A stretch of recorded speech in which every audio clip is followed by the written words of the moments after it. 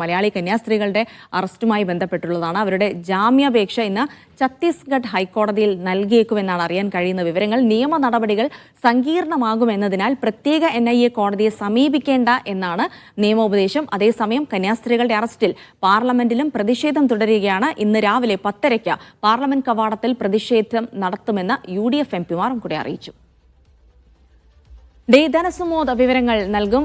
Dhanasumod, good morning. കന്യാസ്ത്രീകളുടെ അറസ്റ്റും തുടർന്ന് അവരുടെ ജാമ്യാപേക്ഷയുമായി ബന്ധപ്പെട്ട കാര്യങ്ങളൊക്കെ നടക്കുമ്പോൾ NIA ഈ കോടതിയെ സമീപിക്കാനുള്ള നീക്കം വേണ്ടെന്ന് വെച്ചിരിക്കുന്നത് കൂടുതൽ കോംപ്ലിക്കേറ്റഡ് ആകും കാര്യങ്ങൾ എന്നുള്ളത് കൊണ്ടുകൂടിയാണെന്ന് അറിയുന്നു. എന്തായാലും ഛത്തീസ്ഗഡ് ഹൈക്കോടതിയെ സമീപിക്കാനുള്ള നീക്കം കൂടിയാണ്. സ്വാഭാവികമായിട്ടും ഒരുപാട് നിയമക്കുരുക്കുകൾ ഇതിനകത്തുണ്ട് എന്ന് തന്നെ മനസ്സിലാക്കാം. അതേസമയം ഇന്നും വലിയ പ്രതിഷേധങ്ങളിലേക്കും പ്രക്ഷോഭങ്ങളിലേക്കും ഒക്കെ കടക്കാനുള്ള തീരുമാനം UDF MPമാർ കൂടി എടുക്കുന്നു. ഇതുമായി ബന്ധപ്പെട്ട് ഇന്ന് എന്തൊക്കെ ഡെവലപ്മെന്റുകളാണ് ഉണ്ടാവുക? ഇന്നലെ തന്നെ ഈ ജാമ്യാപേക്ഷ തള്ളിക്കൊണ്ട് സെഷൻസ് കോടതി ഇത് സ്പെഷ്യൽ കോടതി പരിഗണിക്കേണ്ടതാണ്. അതായത് ഈ കോടതി സ്പെഷ്യൽ കോടതിയിലേക്ക് പോകണം എന്ന് പറഞ്ഞു കഴിഞ്ഞപ്പോൾ തന്നെ സുപ്രീം കോടതിയിലെ അഭിഭാഷകരടക്കം ഇക്കാര്യത്തിലൊരു സംശയം പ്രകടിപ്പിച്ചിരുന്നു. കാര്യം അങ്ങനെ ഒരു NIA കോടതിയിൽ കേസ് ഇല്ലാത്ത സ്ഥിതിക്ക്, NIA കേസ് അന്വേഷിക്കാത്ത സ്ഥിതിക്ക് എങ്ങനെയാണ് നേരെ അവിടെ പോയി ഹർജി കൊടുക്കുക, ജാമ്യാപേക്ഷ കൊടുക്കുക എന്നുള്ളൊരു കാര്യം ആശയക്കുഴപ്പം ഉണ്ടായിരുന്നു.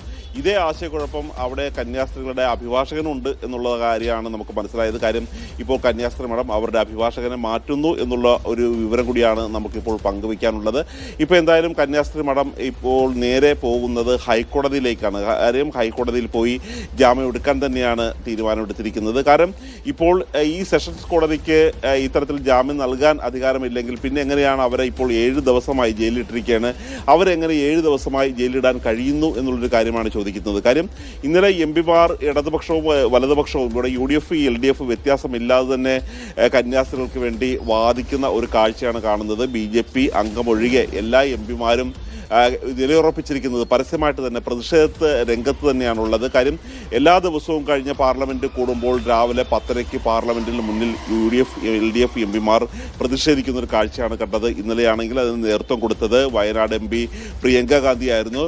ഇടതുപക്ഷത്തിൻ്റെ ഒരു സംഘം നേരിട്ട് അവിടെ പോവുകയും ദുർഗ് ജയിലിൽ പോയി അവരെ സന്ദർശിക്കുകയും ചെയ്തിരുന്നു. അവർക്ക് ഇന്നലെ തന്നെ മുഖ്യമന്ത്രിയെ സമയം ചോദിച്ചിരുന്നെങ്കിൽ പോലും കാണാൻ കഴിഞ്ഞില്ല. പക്ഷേ ഡൽഹിയിലേക്ക് മുഖ്യമന്ത്രി എത്തുകയായിരുന്നു. ഡൽഹിയിൽ മുഖ്യമന്ത്രിയും ഈ ആനി രാജ, ജോസ് കെ മാണി ഉൾപ്പെടെയുള്ളവർ ഒരേ ഫ്ലൈറ്റിലായിരുന്നു ഉണ്ടായിരുന്നത്.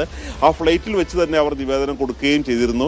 മുഖ്യമന്ത്രിയുടെ ഒരു നിലപാട് ഇവർ മതപരിവർത്തനം നടത്തിയിട്ടുണ്ട്, ആൾക്കടത്ത് നടത്തിയിട്ടുണ്ട് എന്ന് തന്നെയാണ്. പക്ഷേ കേരളത്തിലെ BJPയും MPമാരും പറഞ്ഞിരിക്കുന്നത് അവർ നിരപരാധികളാണ്. പക്ഷേ അവർക്ക് ഇതുവരെ ജാമ്യം കിട്ടുന്നില്ല. ഈ കേരള BJPയുടെ ഒരു നിലപാട് ഒരു കാരണവശാലും ഛത്തീസ്ഗഡിൽ സഹായിക്കുന്നില്ല. ഛത്തീസ്ഗഡിലെ BJPയും ഛത്തീസ്ഗഡിലെ ഭരണകൂടവും വ്യത്യസ്ത നിലപാടിലാണ്. അവർ കന്യാസ്ത്രീകൾ തെറ്റ് ചെയ്തു എന്ന തലത്തിൽ തന്നെയാണ് നിലയുറപ്പിച്ചിരിക്കുന്നത്. ഏതായാലും കേന്ദ്ര സർക്കാരുമായുള്ള ഒരു ചർച്ച കൂടി നടത്തിക്കൊണ്ടിരിക്കുകയാണ്. ഇന്നലെ അമിത്ഷായുമായി ഈ ചർച്ച നടത്തിയത് Benny Behanan, NK Premachandran, Francis George എന്നിവർ ചർച്ച നടത്തിയിരുന്നു. അനുകൂലമായ നിലപാടാണ് സ്വീകരിക്കാമെന്ന് പറഞ്ഞിരുന്നെങ്കിൽ പോലും ആ തരത്തിലുള്ള നിലപാട് ഉണ്ടായിരുന്നില്ല. ഇന്നോ നാളെയോ ഇത് ഹൈക്കോടതിയിൽ എത്തുമ്പോൾ അനുകൂലമായ നിലപാട് കേന്ദ്രം സ്വീകരിക്കും, സംസ്ഥാനം സ്വീകരിക്കും എന്ന ഒരു ആത്മവിശ്വാസത്തിലാണ് ഈ MPമാർ ഇപ്പോൾ ഉള്ളത്.